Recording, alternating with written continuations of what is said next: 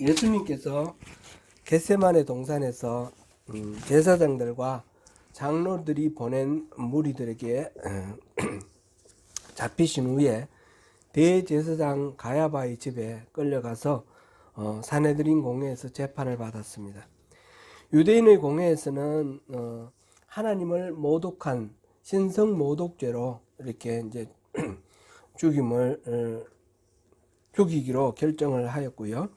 그러나 공식적으로는 사형을 처할 권리가 없기 때문에 로마의 총독인 빌라도에게 정치범으로 유대인의 왕을 자칭했다 해서 정치범으로 고소를 하고 넘겼습니다. 그리고 사형 언도를 요구했습니다. 빌라도는 예수가 무죄인 줄 알았지만 로마 제국의 가장 까다로운 식민지인 이 유다의 총독으로서 자신의 안위를 위해 이 유다의 그 종교적 지도자들, 제사장들과 장로들의 요구대로 예수님을 십자가형으로 선고하고 예수님을 넘겨주었습니다. 예수님은 총독 관저의 그 관정으로 끌려가서 로마의 병정들에게 모진 채찍질로 온몸이 만신창이가 된 채 홍포를 입고 또 가시관을 쓰고 갈대 호를 들고 그렇게 유대인의 왕으로 조롱을 당한 후 십자가를 지고 사형장인 골고다로 끌려갔습니다. 골고다로 가는 길에 구레네 사람 시몬이라는 사람이 억지로 예수님이 지시던 그 십자가를 대신 지게 된 일도 우리가 보았습니다. 어쩌면 재수 없게 잘못 걸린 것 같은 그런 우연한 일로 인하여 시몬은 예수님의 마지막을 목격하는 그런 증인이 되었고, 예수를 믿어 자녀들이 초대교회의 중요한 그런 인물로 된 사실을 보았습니다. 알지 못하고 마지못해 감당한 헌신일지라도 주님을 위한 헌신으로 인해 그는 참으로 고귀한 하늘의 복을 받았습니다. 예수님은 십자가에 못 박혔는데 그의 머리 위에는 나사렛 예수 유대인의 왕 INRI라는 그런 문구를 우리가 지난번에 이미지로 봤는데 그런 죄패가 붙었습니다. 예수님을 조롱하고 또 빌라도로서는 면피하기 위해서 붙인 그런 죄목인데 하나님의 계획이 시행되는 그런 참된 이름이 되었습니다. 예수님은 과연 성경에서 예언한 대로 이스라엘의 왕, 구원받은 하나님 나라 백성들을 다스리는 그런 왕이셨습니다. 히브리어, 그리스어, 그리고 헬라 그리스어고 로마어, 라틴어 이렇게 그 당시 세계가 사용하던 공용어 그 모든 것으로 기록되어서 온 세상 백성들이 바로 그를 왕으로 모실 수 있도록 그렇게 구원으로 초청받았습니다. 오늘 또 계속해서 예수님이 십자가에 달려 계시는 동안에 있었던 일들을 살펴보겠습니다. 예수님을 십자가에 못 박은 후에 로마의 군인들은 예수님의 옷을 제비 뽑았다 그랬습니다. 말하자면 예수님은 완전히 가릴 것 하나도 없이 완전히 발가벗긴 상태로 십자가에 달리셨습니다. 십자가에 달린 죄수의 옷은 사형 그 집행을 하는 사람들이 가지는 것이 통례였는데 요한복음 19장 23절 24절에 의하면 4명의 그 군사가 예수님의 겉옷을 찢어서 한 깃씩 가졌다 이렇게 기록되어 있고 또 속옷은 호지 않고 그러니까 바느질 없이 통으로 짠 것이기 때문에 이거를 찢지 아니하고 제비를 뽑아서 한 사람이 그것을 가졌다 이렇게 기록하고 있습니다. 요한은 이 일을 시편 22편 18절에 기록된 그들이 내 옷을 나누고 내 옷을 제비 뽑나이다 하는 이 말씀이 성취된 것으로 보았습니다. 그리고 마가복음 15장 25절에 보니까 그렇게 십자가에 달린 시간이 제3시라고 그랬는데 오전 9시에 십자가에 달리셨습니다. 이 십자가에 달리신 예수님을 바라보는 시선들이 여러 시선들이 있었습니다. 먼저 지나가는 사람들이 있었습니다. 십자가형은 항상 사람들에게 경고의 의미로 공개적으로 집행하게 되어 있었습니다. 그때 지나가던 사람들은 예수님에 대해서 잘 알았을 것입니다. 소문을 충분히 들었을 것이고 그가 메시아라고 생각하고 호산나 다윗의 자손이여 환호하면서 그 전주일날 우리가 말하는 종려주일날 그리고 예루살렘 입성하시는 예수님, 낙이 타고 입성하시는 예수님을 환영했던 그 무리 중에 한 사람일지도 모릅니다. 그러나 예수님이 무력하게 십자가에 달려 있는 그 모습을 보고 예수님을 모욕합니다. 오늘 본문 39절 우리 다시 읽어보겠습니다. 시작. 지나가는 자들은 자기 머리를 흔들며 예수를 모욕하여. 아멘. 예수님의 모습이 어떤 모습입니까? 온몸에 피 칠갑을 하고 처참하게 십자가에 달려있는 참혹한 모습입니다. 그런데 그 예수님의 모습을 보고 머리를 흔들며 모욕했다 그랬습니다. 이거는 머리를 흔들며 모욕하는 유대인들이 이제 조롱하고 비방하는 그런 멸시하고 조롱하는 그런 상징적인 행동이었는데 그 끔찍하고 참혹한 모습을 보고 오히려 이렇게 조롱할 마음이 생겼다라는 것이 너무 잔인한 그런 반응이 아닌가 싶습니다. 그리고 예수님을 모욕하면서 하는 말이 본문 40절입니다. 같이 읽어보겠습니다. 이르되 성전을 헐고 사흘에 짓는 자여 내가 만일 하나님의 아들이거든 자기를 구원하고 십자가에서 내려오라 하며. 성전을 헐고 사흘에 짓는 자여 라는 이 말은 산헤드린 공회에서 예수를 재판할 때 고소하는 말이기도 했습니다. 26장 61절에 나옵니다. 아마 이 비난하는 무리들은 지금 지나가는 무리들, 예수님을 조롱하고 비난하는 이 무리들 중에 산헤드린 공회에서 재판할 때 그 자리에 있었던 사람이 또 있었을 수도 있겠다 싶습니다. 예수님은 문자 그대로 성전을 허물고 사흘 만에 다시 세우겠다 그런 뜻이 아니었죠. 예수님은 스스로를 성전이라 하셨습니다. 성전은 건물이 성전이 아니라 하나님이 거하시는 데가 성전이고 예수님 안에 하나님은 언제나 함께 하셨기 때문에 예수님은 자신을 성전이라 이렇게 인식하고 계셨고 그렇게 말씀하셨습니다. 사람들이 예수님을 모욕하면서 덧붙이는 말이 내가 만일 하나님의 아들이거든 그 다음에 이렇게 하라 저렇게 하라 자기를 구원하고 십자가에서 내려오라. 그런데 여기서 네가 만일 하나님의 아들이거든 이 말이 어디서 들어본 말 같지 않습니까? 어디서 이 말씀이 나왔죠? 이 말은 예수님이 공생애를 시작하기 전에 40일 동안 금식을 하고 유다 광야에서 마귀에게 시험을 받을 때 마귀가 제일 먼저 한 말이 바로 이 말입니다.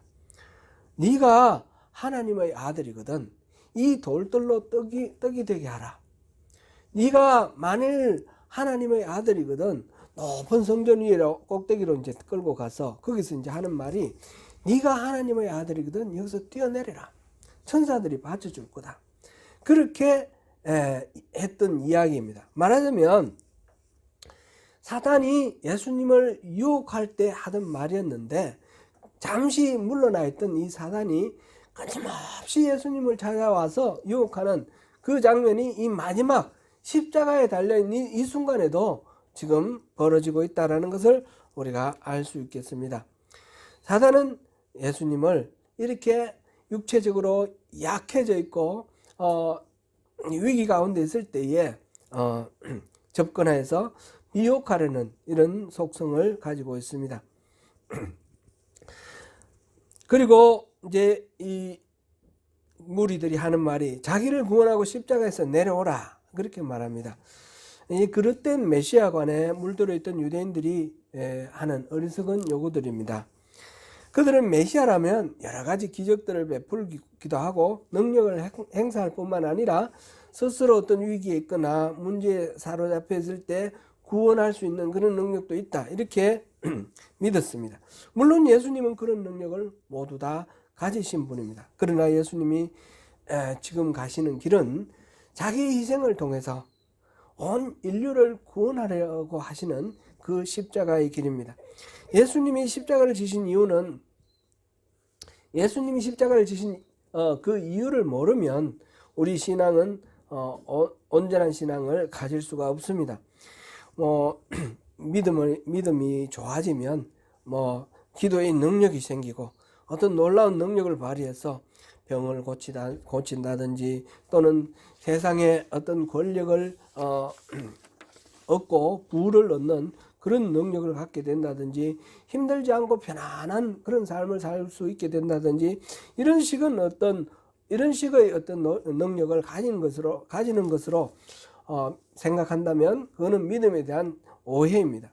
바른 신앙은 그런 능력이 아니라 십자가를 지는 능력입니다. 바울이 고백하기를 자신은 어떤 형편에서든지 자족하기를 배웠다 그랬고요. 그래서 배고픔이나 풍부함이나 모든 상황 속에서 모든 것들을 감당할 수 있는 일체의 비결을 배웠다. 그래서 내게 능력 주시는 자 안에서 모든 것을 할 수 있다. 이렇게 고백을 했습니다. 십자가에서 내려오는 것이 그리스도의 능력이 아니라 십자가를 지시는 것이 그리스도의 능력이었습니다.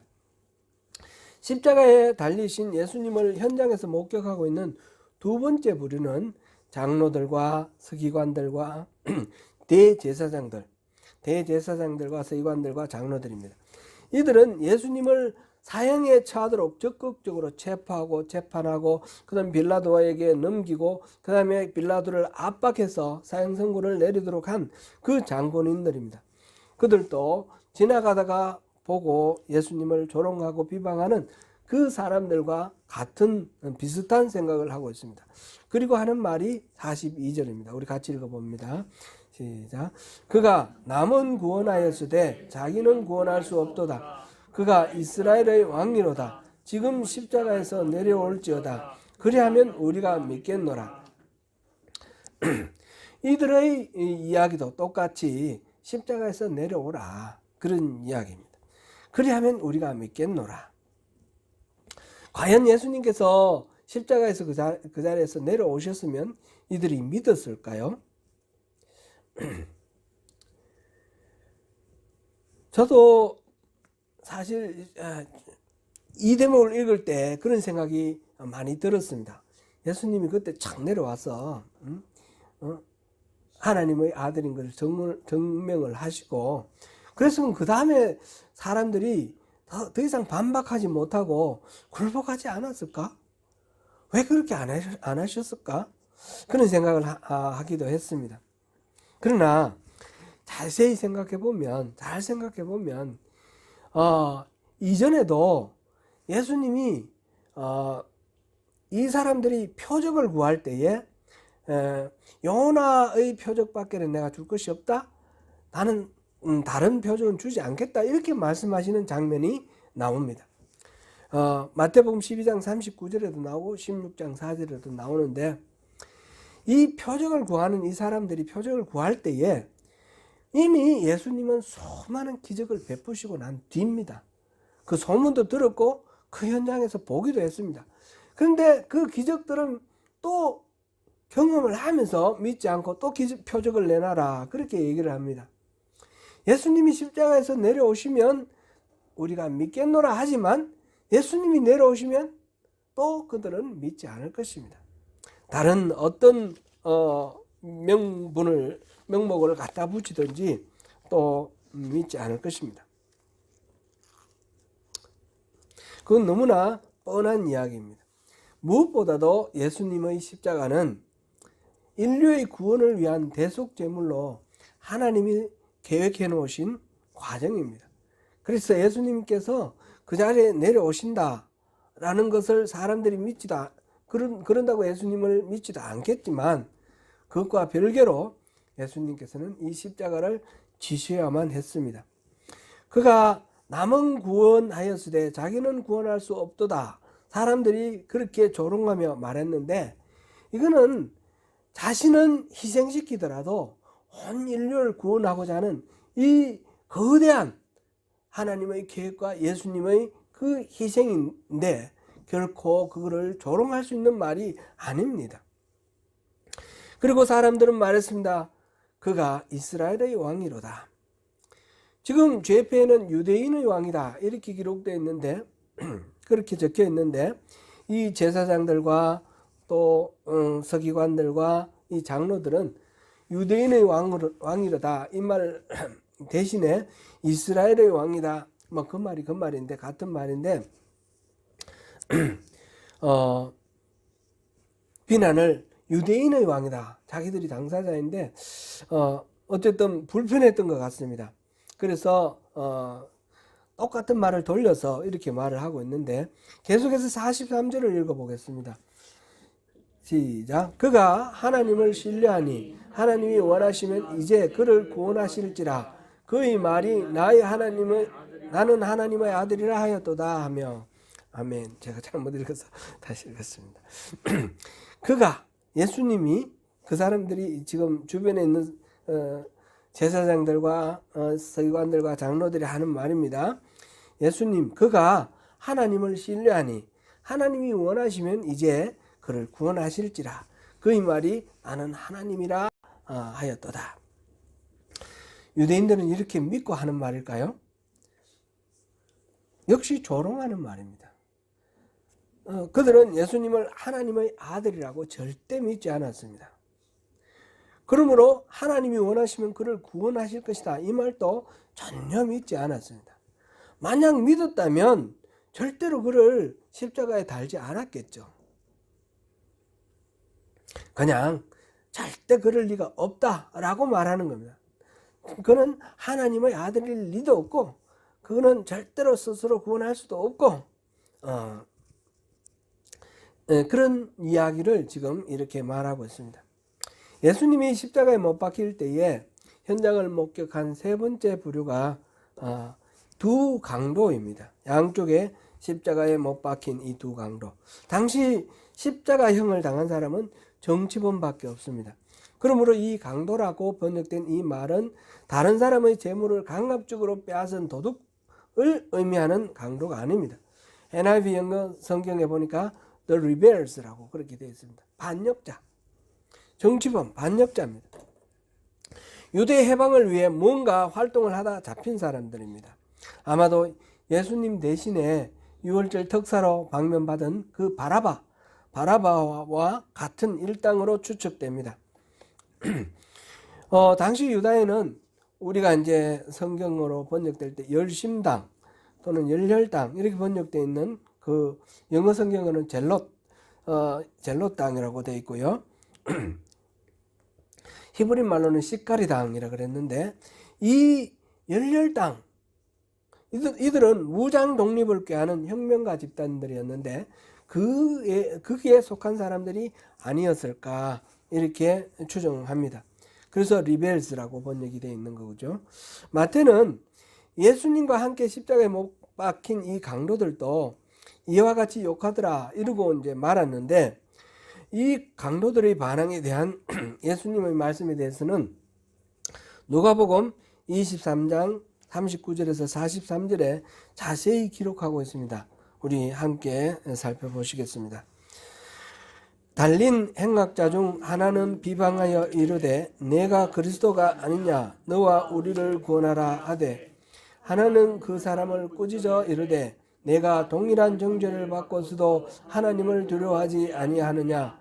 우리는 우리가 행한 일에 상당한 보응을 받는 것이니 이에 당연하거니와 이 사람이 행한 것은 옳지 않은 것이 없느니라 하고 이르되 예수여 당신의 나라에 임하실 때에 나를 기억하소서 하니, 예수께서 이르시되 내가 진실로 내게 이르노니 오늘 내가 나와 함께 낙원에 있으리라 하시니라. 아멘. 마태복음에서는 강도라고 그렇게 표현을 했는데 누가복음에서는 행악자라고 표현하고 있습니다. 두 명의 행악자 중 한 사람이 앞에서 보았던 그 지나가는 사람들이나 또는 그 제사장들과 서기관들과 장로들이 비방하며 예수님을 조롱했던 그 말과 같은 이야기를 합니다. 내가 그리스도가 아니냐? 너와 우리를 구원하라. 한국의 이 유명한 문학가 중에 김동리라는 분이 계셨어요. 이분이 쓴 소설 중에 사반의 십자가라는 게 있는데, 이 사반의 십자가가, 이 사반이라는 사람이 예수님의 그 십자가 사형당할 때에 같이 사형당한 사람으로 그렇게 나옵니다. 이 사람은 열렬당의 리더였습니다. 그 사람은 이 조국의 운명, 로마의 식민지가 되어 있는 이 조국을 해방시키기 위해서 무장혁명에 종사하다가 그렇게 붙들려 왔습니다. 그 사이에 많은 사람을 이렇게 죽이기도 하고 막 이렇게 하다가 잡혀온 사람입니다. 그는 이제 조국의 이 해방을 위해서 예수님이 여러 가지 기적을 베푸는 것을 봤으니까 지금 이 자리에서 내려와서 우리를 구원하라, 그런 요청을 하는 것이죠. 예수님은 그 말을 듣지 않습니다.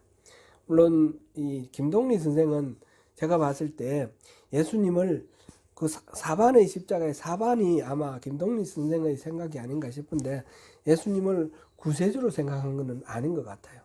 뭔가 초능력자 이 정도로 생각한 것 같은데, 어쨌든 그렇게 사반은 예수님을 어떤 초능력자 정도로 생각하고 그 힘으로, 그 능력으로 우리 민족을 구원하라 그러면서 내려오라 그럽니다.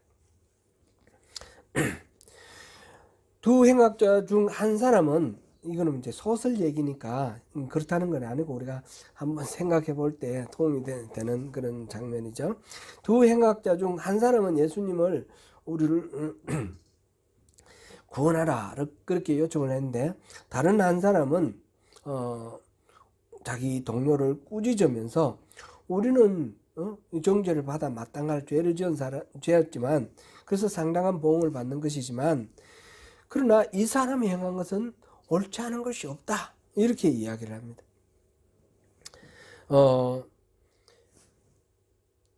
흔히 우리가 생각할 때 두 강도 중 한 사람은 마지막 순간에 회개하고 구원받았다, 그러고 한 사람은 회개를 안 해서 구원 못 받았다, 이런 식으로 이제 얘기를 하는데, 이 성경 문맥을 봤을 때 회개했다라는 그하고는 좀 다른 차원 같아요. 한 사람은 예수님을 잘 몰랐고 한 사람은 예수님을 의롭다라고 평가를 한 겁니다. 그가 한 일은 옳지 않은 일이 하나도 없다. 그리고 당신의 나라가 임하실 때 나를 기억하소서.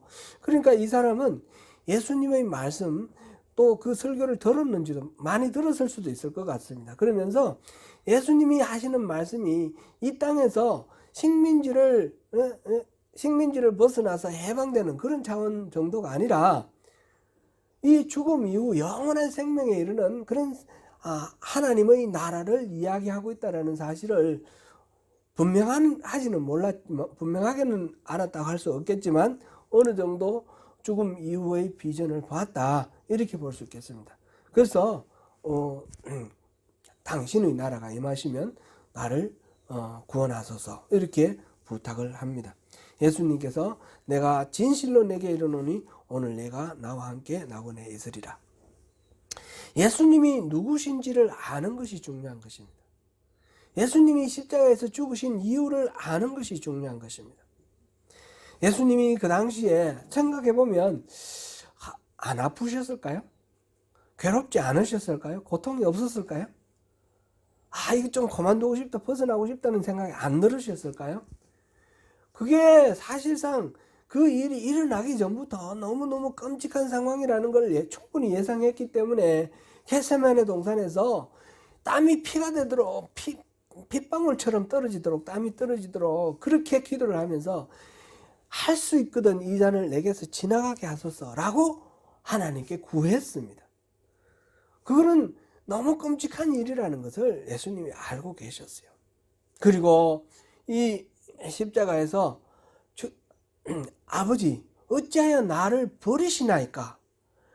어찌하여 나를 버리시나이까? 최고의 아주 완전한 절망의 표현입니다. 어찌하여 나를 버리십니까?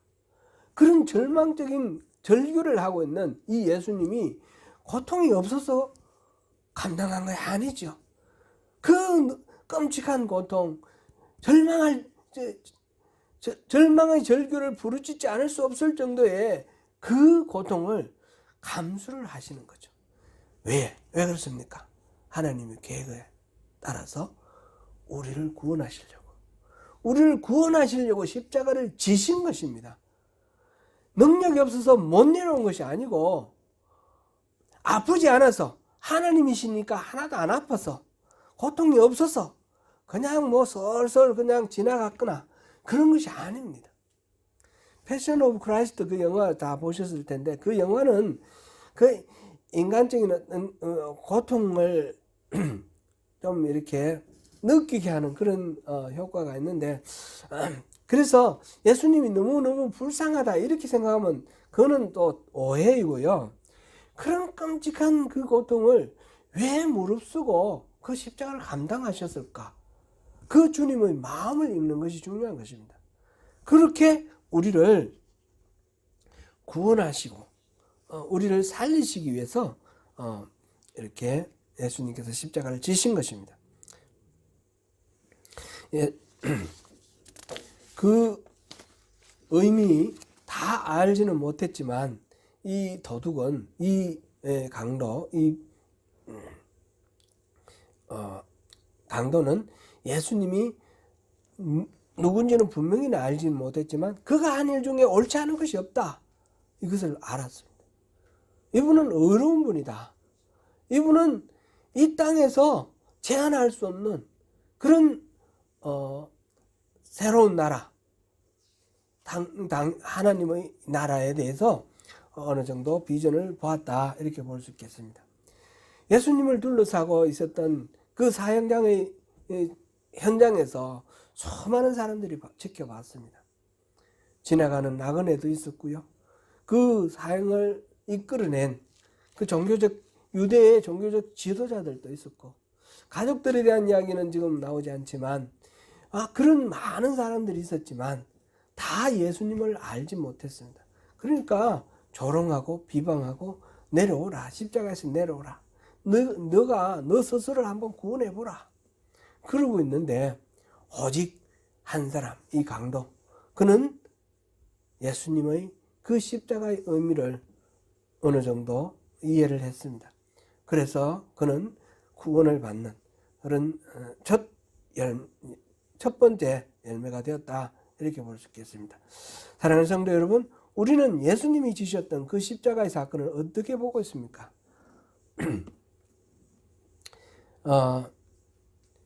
그 어떤 무명의 나그네나 또는 제사장을 비롯해서 열정적으로 성경을 공부하고 성경 말씀대로 살고자 율법을 지키려고 애쓰던 그런 서기관들이나 장로들까지 대부분의 사람들이 예수님의 십자가로 예수님은 끝났다고 생각했습니다.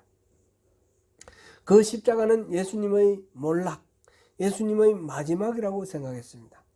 예수님을 그 자리로 이끌고 간 사단도 마찬가지로 그렇게 자기는 승리했다라고 생각했을 것입니다.